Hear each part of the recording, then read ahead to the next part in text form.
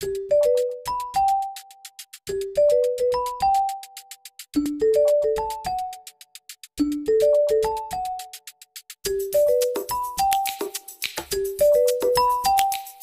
students, today we will discuss the molecular orbital theory. Like valence bond theory, molecular orbital theory also explain the nature of covalent bond formation on the basis of wave mechanics. And both the theories, valence band and MOT, explain the chemical bonding formation. Okay, but we can't say that MOT is superior or VBT is superior. Both theories are working parallelly. Some important features explained by the VBT by hybridization and VSEPR theories, but some points which we'll discuss later in this video will not explained by the VBT theory. That's why we need a molecular orbital theory.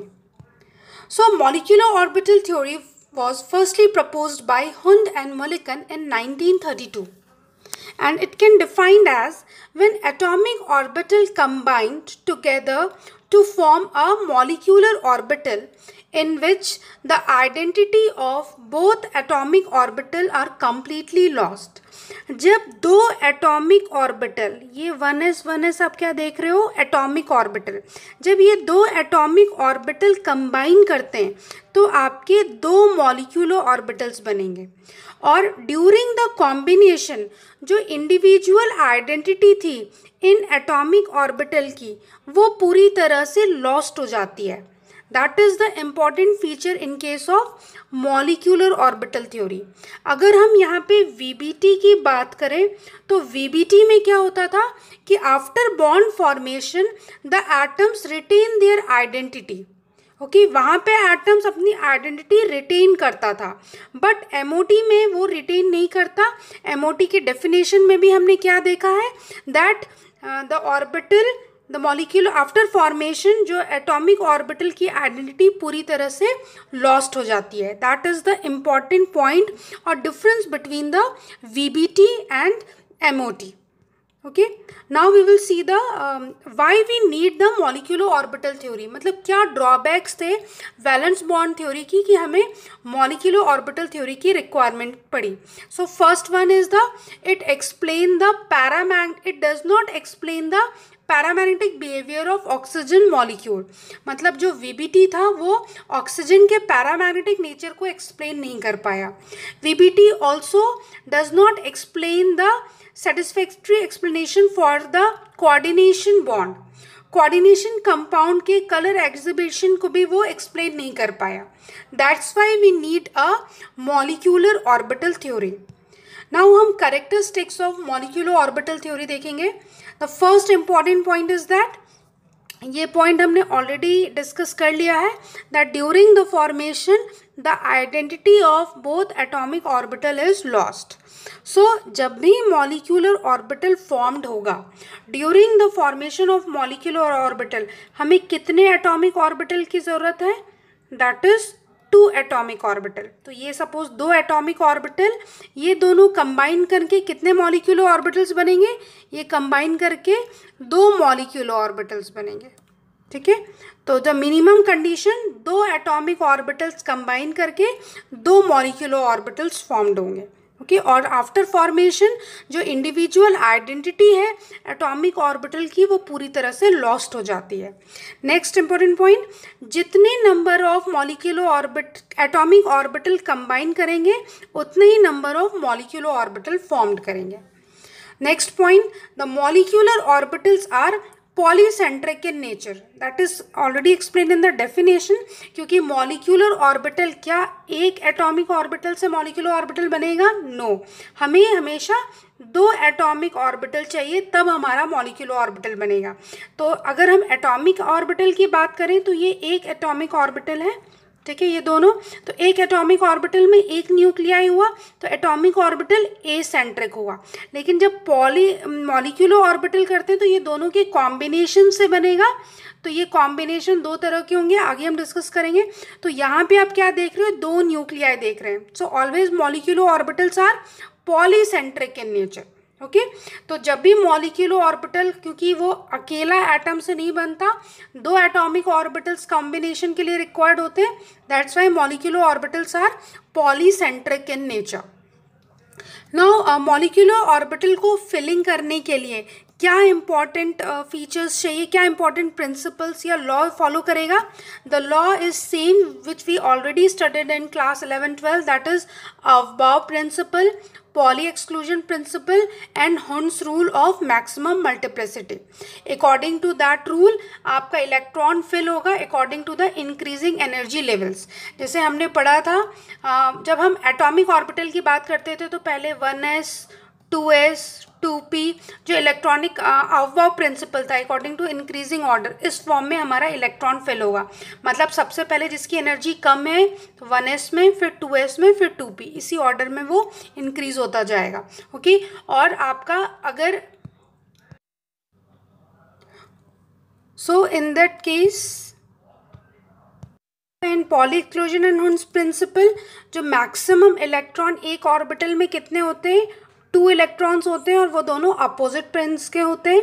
Okay and the second, अगर आपके atomic orbital की energy same है तो यहाँ पे electron पहले singly paired होगा फिर वो पेयर्ड अप होगा, पहले सिंगली फिल्ड होगा फिर वो पेयर्ड अप होगा।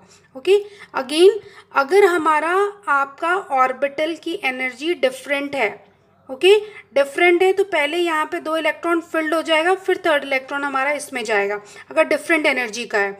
बट अगर ऑर्बिटल की एनर्जी हमारी सेम है तो यहाँ पे फिल्डिंग पहले आपकी सिंगल फिल्ड होगा देन वो पेयर्ड अप होगा। ओके सो इन्हीं प्रिंसिपल के अकॉर्डिंग हमारा मॉलिक्यूलर ऑर्बिटल में भी इलेक्ट्रॉन्स फिल होंगे। Next feature, the strength of the bond is measured in terms of bond order.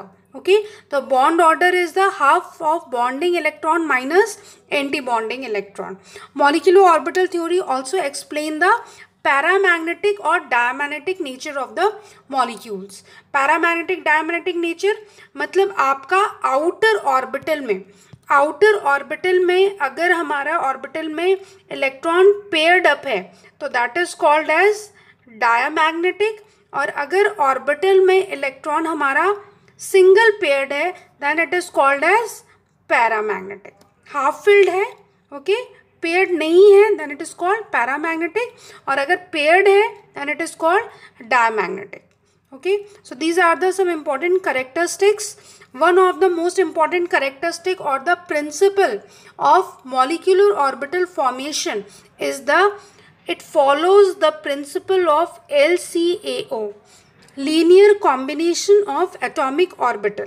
According to the principle, half of the molecular orbitals, जब हमारे atomic orbitals combine कर रहे थे तो आपने देखा था जैसे जो एनर्जी इंक्रीज होती है तो एक की एनर्जी कम थी एक की एनर्जी हमारी ज़्यादा थी। ठीक है, मान लीजिए यहाँ पे अगर एटॉमिक ऑर्बिटल कंबाइन कर रहा है तो जिसकी एनर्जी कम है that is called as bonding, जिसकी एनर्जी कम है उसको हम बॉन्डिंग बोलेंगे, और जिसकी एनर्जी ज़्यादा है उसको हम एंटी बॉन्डिंग बोलेंगे। Okay so that is written here in the definition.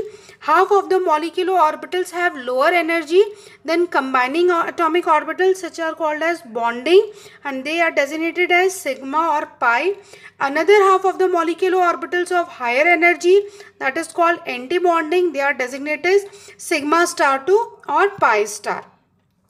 इस थ्योरी को और डिटेल में एक्सप्लेन किया गया कि एज्यूम किया गया कि atomic orbital as a wave function है, वेव फंक्शन है तो उसको प्रेजेंट किया गया as a psi A and psi B. So जो कॉम्बिनेशन हुआ, कॉम्बिनेशन दोनों टाइप का हुआ, एडिटिव एंड सब्ट्रैक्टिव।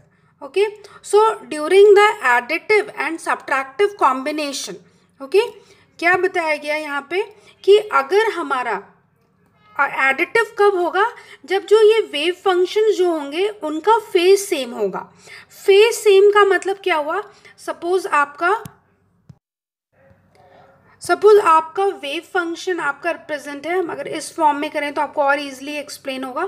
तो यहाँ पे आप देख रहे हो दोनों आपका प्लस है ये और ये यहाँ पे माइनस है, तो ये दोनों जो वेव फंक्शन है दोनों का फेज सेम हो गया प्लस प्लस। तो जब ये दोनों फेज सेम हो गए then they will called as a additive combination और इसको हम बोलेंगे कंस्ट्रक्टिव इंटरफेरेंस, ठीक है, when the wave function are in the same phase. तो सेम फेज क्या होगा, ये दोनों मिल के रिजल्ट क्या करेंगे, आपको इंक्रीज करेंगे, मतलब कंबाइन कॉम्बिनेशन शो करेंगे, they will show the constructive interference. Okay, यहाँ पे बॉन्डिंग प्रोबेबिलिटी इंक्रीज होगी, इस केस में बॉन्डिंग की प्रोबेबिलिटी इंक्रीज होगी। बट अगर आपका वेव फंक्शन डिफरेंट फेज में, मतलब सपोज यहाँ पे ये अगर पॉजिटिव है तो ये नेगेटिव है, तो नेट इफेक्ट क्या हो गया, नेट इफेक्ट हमारा कम हो गया, जीरो हो गया। So in that is called as destructive interference.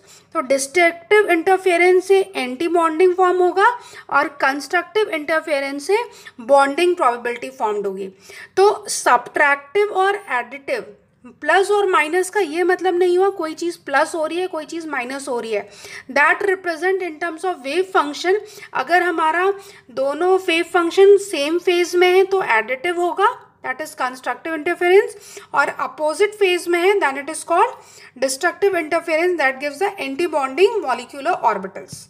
So these are the सब important features of bonding and anti bonding molecular orbital. Bonding molecular orbitals की पहले हम बात करते हैं। They are formed by the addition overlap of atomic orbital by constructive interference. Okay, and during the formation of the constructive interference जो इनका energy होगी, जो पेरेंट एटॉमिक ऑर्बिटल के कंपेयर में इनकी एनर्जी कम होती है। In case of bonding molecular orbital ये ज़्यादा स्टेबल होते हैं, ठीक है। तो स्टेबल कौन से होंगे, बॉन्डिंग और एनर्जी भी इनकी कम होती है। And it has a high electron density in the region between the two nuclei which is responsible for the more stability of the bond. Okay, जब हमारा during the bonding molecular orbital जब formed होगा तो यहाँ पे electron मिलने की probability किस रीजन में ज़्यादा होगी, जैसे मान लीजिए यहाँ पे न्यूक्लियाई है तो यहाँ पे इलेक्ट्रॉन मिलने की प्रोबेबिलिटी सबसे ज़्यादा होगी towards the nuclei. Okay, and that refers the stability of the bond, and each electron in bonding orbitals contributes attraction, and इसमें nodes हो भी सकते हैं और नहीं भी हो सकते हैं, and they are designated as sigma और pi. So and in case of anti-bonding molecular orbitals ये destructive interference से बनेंगे, डिस्ट्रक्टिव इंटरफेरेंस, और इनकी एनर्जी एटॉमिक ऑर्बिटल्स के कंपेयर में, पेरेंट एटॉमिक ऑर्बिटल्स के कंपेयर में हाई होगी। और अगर जब ये आपका कॉम्बिनेशन किस तरह का होगा, सब्ट्रैक्टिव होगा, तो सब्ट्रैक्टिव कॉम्बिनेशन में मान लीजिए आपका ये न्यूक्लियाई है तो इलेक्ट्रॉन मिलने की प्रोबेबिलिटी कहाँ होगी, इस साइड ज़्यादा होगी, that is away from the nuclei, ठीक है। अवे फ्रॉम द न्यूक्लियाई होने के कारण इनकी स्टेबिलिटी कम होती है, ठीक है, they are lower stability but higher in energy, ठीक है। और जो हमारे एंटी बॉन्डिंग मॉलिक्यूलर ऑर्बिटल्स हैं contribute towards the repulsion between the two atoms. Why it is repulsion? Because they will combine when both phase are in different phase in destructive interference. और इसमें it poses the nodes in between the two nuclei. Okay, क्योंकि यहाँ पे combination नहीं हो रहा है, यहाँ पे जो इलेक्ट्रॉन्स है अवे फ्रॉम द न्यूक्लियाई जा रहे हैं, और they are designated as sigma star और पाई स्टार। सो अगेन हम देख रहे हैं इस डायग्राम में भी एक्सप्लेन किया गया है बॉन्डिंग एंटी बॉन्डिंग को। तो यहाँ पे अगर दो फेज हो रहे हैं, दोनों फेज देखिए यहाँ पे प्लस है आपका, ये दोनों प्लस हो रहे हैं, तो क्या हो रहा है, ये दोनों प्लस प्लस मिलके एनर्जी को इंक्रीज कर रहे हैं, सॉरी एनर्जी नहीं, मतलब यहाँ पे कॉम्बिनेशन शो हो रहा है, ठीक है, स्टेबिलिटी बढ़ा रहे हैं, कंबाइन कर रहे हैं, ठीक है। और यहाँ पे जब पॉजिटिव और नेगेटिव है तो यहाँ पे देखिए नोड फॉर्म हो रहा है, और ये दोनों पॉजिटिव नेगेटिव दोनों फेज हमारे अपोजिट हैं, तो नेट क्या कर रहे हैं, इसको कैंसिल कर दे रहे हैं, नेट इफेक्ट को कैंसिल कर दे रहे हैं। So in that case there is a anti bonding formation by the destructive interference. So ये बॉन्ड ऑर्डर वाला हमने फीचर एक्सप्लेन कर दिया था। बॉन्ड ऑर्डर का एक पॉइंट हम यहाँ पे एक्सप्लेन कर लेते हैं। If the bond order is zero the molecule is unstable, the molecule is unstable and it does not exist in nature. A positive value of bond order reveals the molecule exists and it is stable. तो अगर कोई molecule exist नहीं करता है nature का, तो इस पे क्वेश्चन आ सकता है कि अगर वो क्यों नहीं एग्जिस्ट कर रहा है, तो जब आप उसका बॉन्ड ऑर्डर निकालेंगे तो उसका बॉन्ड ऑर्डर जीरो मेंशन रहता है। बॉन्ड ऑर्डर कुछ इंपॉर्टेंट एप्लीकेशन को एक्सप्लेन करता है मॉलिक्यूल के। बॉन्ड ऑर्डर की वजह से हमें पता चलता है कि मॉलिक्यूल स्टेबल है कि नहीं। तो अगर जितना ज़्यादा बॉन्ड ऑर्डर होगा उतना ज़्यादा स्टेबिलिटी होगा। Bond order is directly proportional to stability. Bond order is directly proportional to dissociation energy. Bond order is directly proportional to strength. क्योंकि अगर कोई मॉलिक्यूल स्टेबल होगा मतलब उसकी स्ट्रेंथ ज़्यादा होगी। मान लीजिए ये दो मॉलिक्यूल कंबाइन कर रहे हैं, अगर इनकी स्ट्रेंथ ज़्यादा है तो ये इजीली टूट नहीं पाएंगे, तो ये स्टेबल होगा। और इनको टूटने के लिए बहुत ज़्यादा अमाउंट ऑफ एनर्जी रिक्वायर्ड होगी, that's why they greater the dissociation energy. So stability, strength and dissociation energy all are interrelated and they are all are directly proportional to bond order. But अगर reactivity और bond length की हम बात करें, so reactivity and bond length are inversely proportional. Inversely proportional that means अगर उसकी bond length ज़्यादा है, इफ़ दे हैविंग अ ज़्यादा ग्रेटर बॉन्ड लेंथ, तो वो ईज़िली हमारा ब्रेक हो सकता है, स्ट्रेंथ उसकी वो ईज़िली टूट जाएगी। सो इसलिए जितना ज़्यादा बॉन्ड लेंथ होगा उतना उसका बॉन्ड लेंथ जितना ज़्यादा होगा, बॉन्ड ऑर्डर उसकी उतनी कम होगी। That is inversely proportional. ये रिलेशनशिप आपको ध्यान रखना है और इन्हीं रिलेशनशिप पे आप बेस्ड आपके क्वेश्चंस एग्जाम में आएंगे। So these are the important applications of the bond order. इस पे 2 मार्क्स के आपके क्वेश्चंस आते हैं। And now the magnetic character, ये भी हमने ऑलरेडी एक्सप्लेन किया है। The molecules having the unpair electron, unpaired electron होगा then that is called paramagnetic. अगर आउटर ऑर्बिटल में अनपेयर्ड है पैरामैग्नेटिक, और अगर हमारा पेयर्ड इलेक्ट्रॉन है, कोई भी अनपेयर्ड नहीं है, then it is called diamagnetic. So these are the important characteristics of the molecular orbital theory. Next video में हम इसके filling of electrons in molecular orbital theory वो डिस्कस करेंगे। Thank you.